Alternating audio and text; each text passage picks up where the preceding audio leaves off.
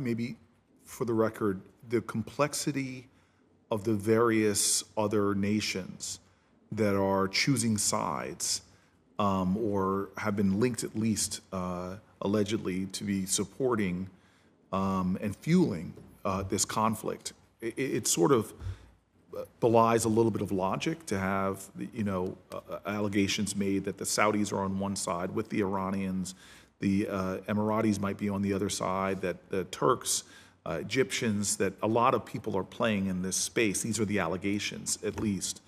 It creates a much more complicated picture that may be giving and fueling this sense of both Hemedti and Burhan that they have wind at their back or hope that they could be victorious, otherwise being left this simply being an internal conflict.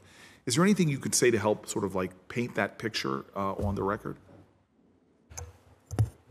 I think there are ways in which this conflict is actually extremely simple, and then there are ways in which it's incredibly complex.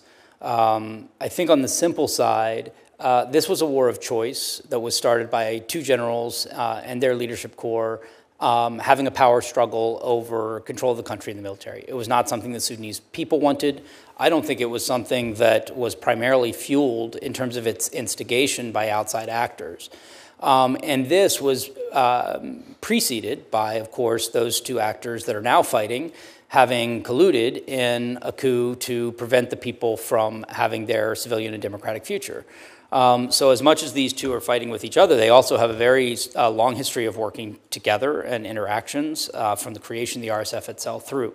In that sense, I think in the simplest way, I come back to the idea that this war was a war of choice, and it also could be that those same leaders choose to end the war tomorrow. They're not going to, but it should be clear in terms of the the blame for this suffering.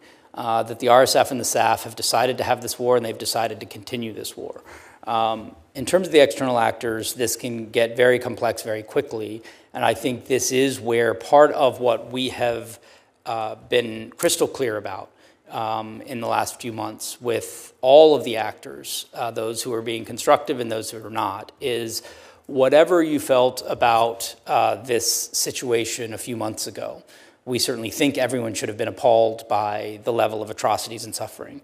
But even if that is not something that gets to your heart, at least on the level of your head, this is now getting out of control.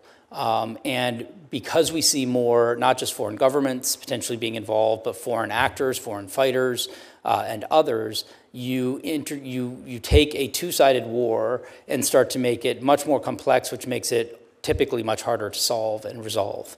So I think at this point, the simplest way to think about the conflict is that everybody loses on the course we're on, and there's a lot of benefit to everybody from having a stable Sudan on a democratic path as a very diverse, inclusive democracy with a rich and robust civil society. Like, let's unleash that positive innovation of a generation that could build a very, very different Sudan going forward versus a situation in which we spend 10 or 15 years dealing with the fallout